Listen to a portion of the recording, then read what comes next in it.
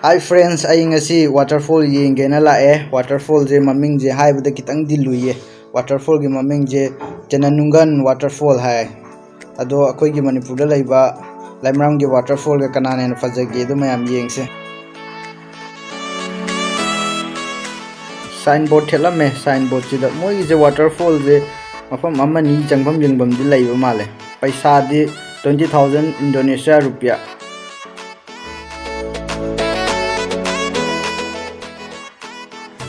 Waterfall je ayung antagi 6:30 dagi hangwa male moi se. Ado moi gi waterfall gi sida signboard ama chelame attention please haina. Sida cheli je moi waterfall gi mathakta activity tawom laiba male. Madu activity tawragadi extra charges lawgani na haibane moi se. Koi ji ticket lawre. Ticket che mi amada koi gi India paisa da 98 rupees kumbo oye moi se. Ha je je ubut market tu lam dau male haira. Ha. Oh, moi suka ni kan stiker deh. How many? Four. Four at the moment. Okay. Ticket, stand your hand. Anda? Thank you. Thank you. ticket 6 gue.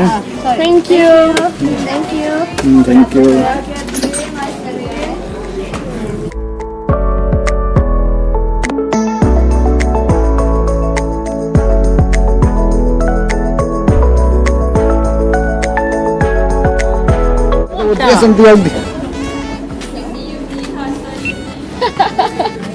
Laun ni ikut ama. Foto da ngau jam ngai to ni ai tom ni ko yang ngau do si. Ngasai do selfie kap ke ko ni. Atra. Yusa dulu patara. Iru ra ko iru biadri. Sini moina thari je maman ni.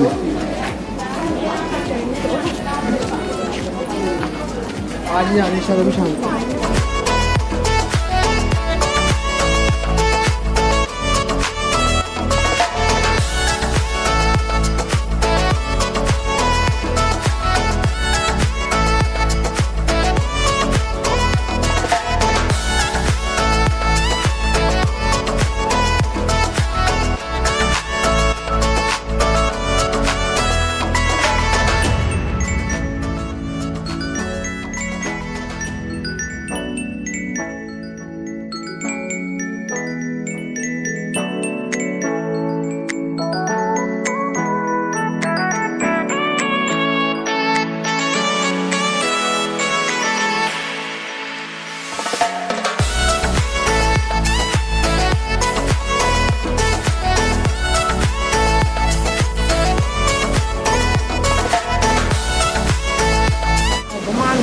Moi sina tourist spot phajana sengat khibai tawba ne ba.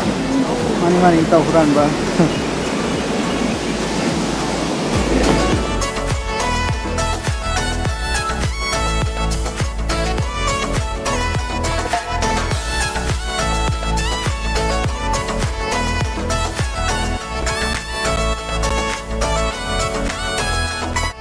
Kan itam sa logo. Foto kam na wona de khong lei thik phak tan ni. Mayang sa ta lai tan li bit Tu ni ai se. Adu nganta thok khar se. Ngam me he si ja step si ja. Ngam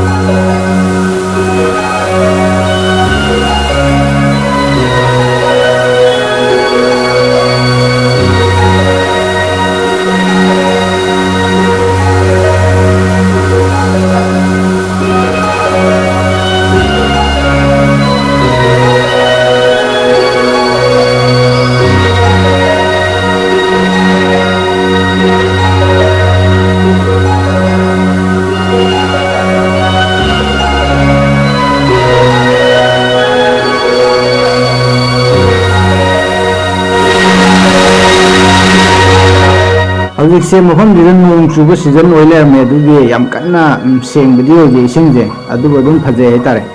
Hi friend, now it's rainy season in Bali, so the water is not that much crystal clear, but we enjoy the place and we love the waterfall.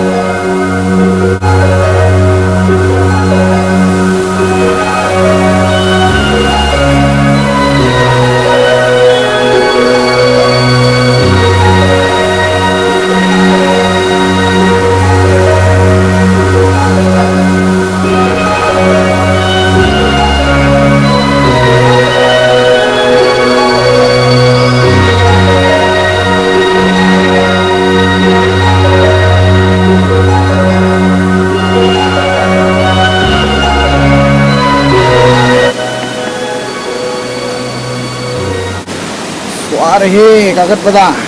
Kutu kumen ga yar. Yimhan zamine sakhang rak tarano khang ge ta dorani ka de.